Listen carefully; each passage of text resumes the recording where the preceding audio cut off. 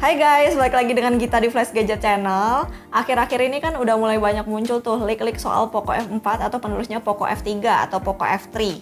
Nah, di tahun 2022 ini kira-kira masih worth it nggak ya kalau kita tuh pakai Poco F3 buat daily driver kayak yang aku pakai ini. Aku udah pakai Poco F3 ini kurang lebih 8 bulanan sejak rilisnya di Indonesia itu akhir April 2021. Ya, cukup lama juga. Nah, sekarang kalian bisa nemuin Poco F3 ini di pasaran. Harganya mulai dari 5 juta sampai 5,5 juta buat varian 8/256 GB kayak yang aku pakai ini. Selama ini aku jadiin Poco F3 ini sebagai daily driver, banyak banget alasan yang bikin aku betah pakai Poco F3. Tapi sejauh ini juga ada beberapa alasan yang bikin aku nggak nyaman sama Poco F3. Kalau gitu tonton aja video ini sampai habis, aku bakal sharing ke kalian apa alasannya.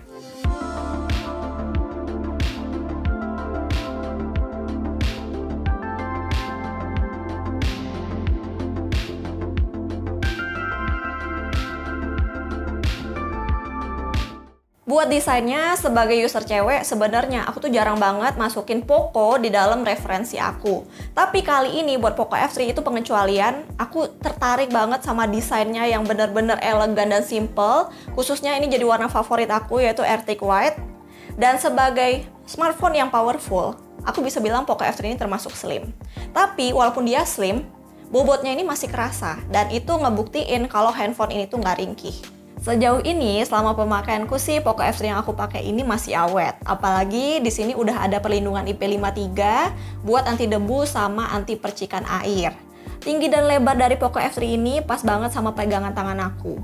Dan kayak yang tadi aku bilang, warna Arctic White ini jadi favorit aku, ngasih kesan yang clean dan juga elegan.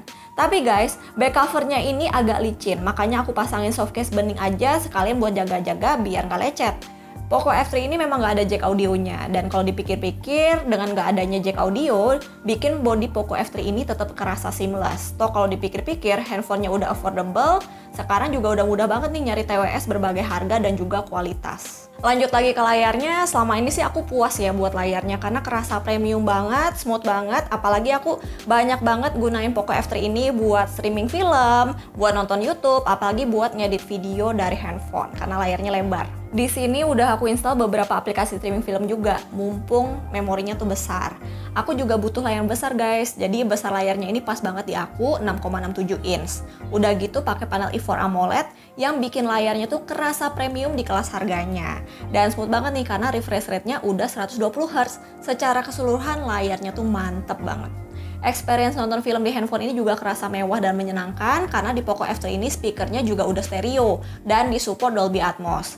Aku bisa ngerasain pemisahan antara suara background musik dan juga ambience dari filmnya. Layarnya ini juga udah dilengkapi haptic feedback, jadi experience ngetiknya di layar ini jadi kerasa lebih premium. Buat tampilan dan OS-nya sendiri sih masih pakai Android 11 dengan MIUI 12.5 Enhanced.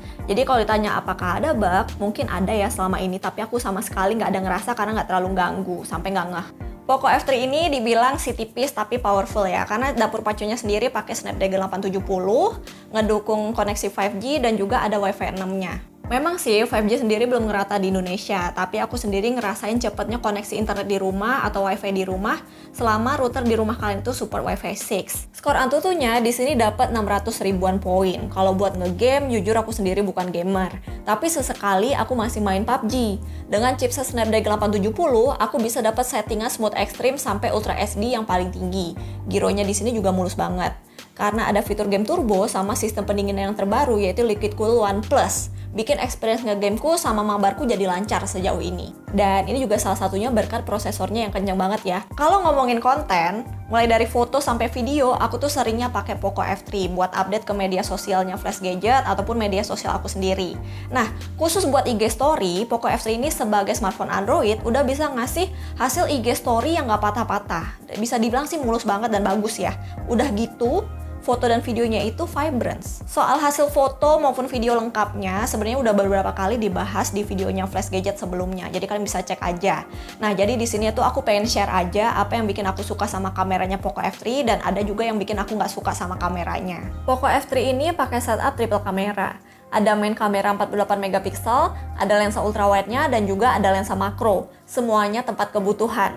Poco F3 ini segmennya kan buat gaming, tapi kameranya bikin gak nyangka. Kirain sih bakal jelek ya karena lebih fokus powerful buat gamingnya aja. Nah, untuk kamera belakang 48 megapikselnya ini dilengkapi gyro Ace. Untuk recording video, kamu bisa dapat kualitas sampai 4K 30 fps. Dan buat kamu yang butuh kamera buat vlogging di handphone, Poco F3 ini udah bisa menuhin.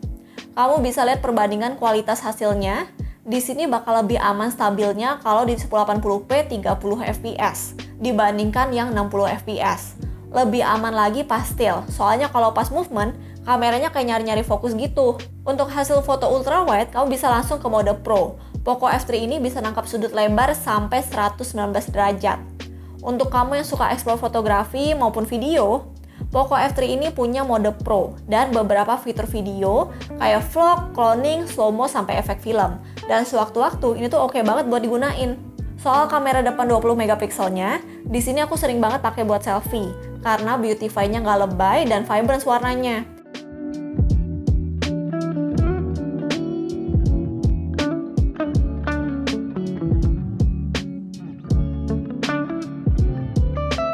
Buat recording video pakai kamera depan, kualitasnya juga bisa di-set sampai 1080 60 fps. Ini oke juga loh buat vlogging. Buat baterainya sendiri, padahal udah aku pakai intense sampai lupa baterainya ini cuma 4520 mAh. Saking awetnya buat seharian. Oke guys, itu tadi kira-kira review aku pemakaian Poco F3 selama 8 bulanan. Dan sejauh ini sih aku masih nyaman banget pakai Poco F3. Dan kalau misalkan ditanya apakah aku pengen ganti ke Poco F4 atau penerusnya Poco F3, kayaknya sih aku masih belum kepikiran karena sejauh ini aku masih nyaman. Dan kalaupun pengen ganti, aku harus lihat dulu nih Poco F4-nya dulu ya, sampai resmi rilis di Indonesia. Oke, kira-kira segitu dulu sharingnya. Semoga video ini ngebantu kalian, bisa jadi referensi buat kalian. Dan sampai jumpa di video selanjutnya ya guys. Dadah!